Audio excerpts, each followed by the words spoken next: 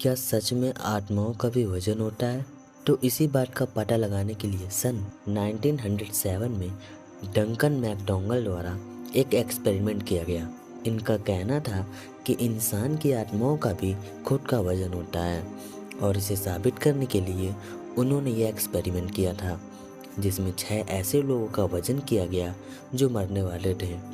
मरने के उन 6 लोगों में से एक का वजन 21 ग्राम कम हो गया, लेकिन 6 में से सिर्फ एक का ही वजन कम होने के कारण अन्य वैज्ञानिकों ने इन्हें स्वीकार नहीं किया और इसे नकार दिया।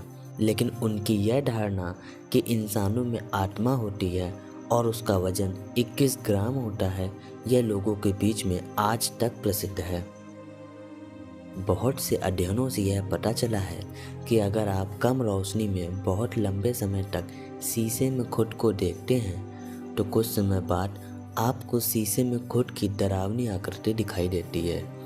माना जाता है कि हमारा दिमाग लगातार एक ही चीज़ को देखने से बोर हो जाता है, जिसके बाद वो ऐसी आकृति बनाता है।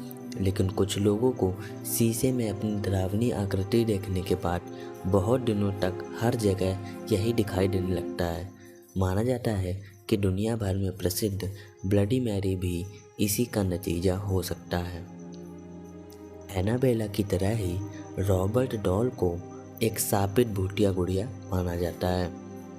यह गुड़िया फ्लोरिडा के पेंटर रॉबर्ट यूजीन ओट्टो की थी।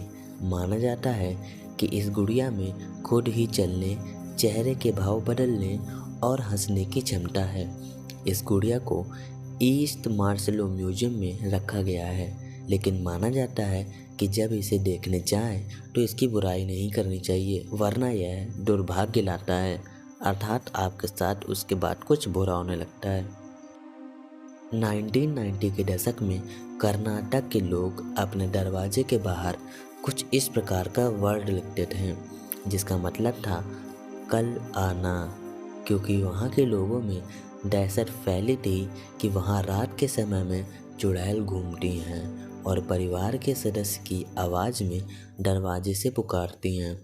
और माना जाता है कि जो भी दरवाज़ा खोलता था वो कभी नहीं मिलता।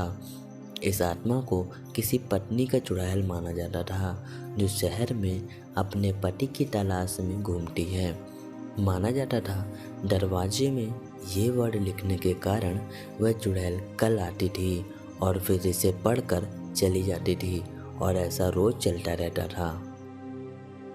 ये जापान में स्थित एक जंगल है और इसे सुसाइड फॉरेस्ट भी कहा जाता है, क्योंकि 1950 के बाद इस जंगल में 500 से भी ज़्यादा लोगों ने आत्महत्या कर ली है। इस जंगल में चारों तरफ लोगों के कपड़े व जूते देखने को मिलते हैं और कोई भी अकेला इस जंगल में जाने से कतराता है।